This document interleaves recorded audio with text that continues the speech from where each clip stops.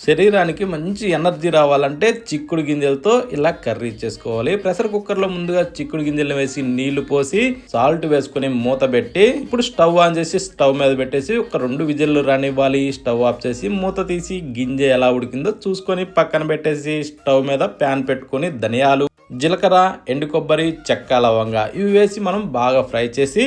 కాస్త సల్లారనిచ్చి రోల్ సిద్ధం చేసి రోట్లో వేసి మెత్తగా పొడి కొట్టుకోవాలి. దాన్ని తీసి బౌల్లో వేసుకునేసి అల్లం ముక్క వేసేసి వెల్లిపాయలు వేసి ఇలా మెత్తగా పేస్ట్ చేసి బౌల్లో వేసి పక్కన పెట్టి స్టవ్ మీద ప్యాన్ పెట్టి నూనె వేసి పచ్చిమిరపకాయలు, ఉల్లిపాయలు, కరివేపాకు వేసి ఇలా కలిపి కొంచెం పసుపు వేసుకొని అల్లం వెల్లుల్లి పేస్ట్ వేసి బాగా కలర్ వచ్చాక టమోటా ముక్కలు, సాల్ట్ వేసి ఇలా వేగనిచ్చి ఉడకబెట్టిన చిక్కుడు గింజలు, కారము, మసాలా పొడి వేసి ఇలా కలిపి ఈ విధంగా వచ్చాక నీళ్లు పోసుకునేసి సాల్ట్ వేసి మూత పెట్టి బాగా ఉడకనిచ్చి కొత్తిమీర చల్లుకొని వేడివేడిగా తింటే సూపర్, చాలా బాగుంది.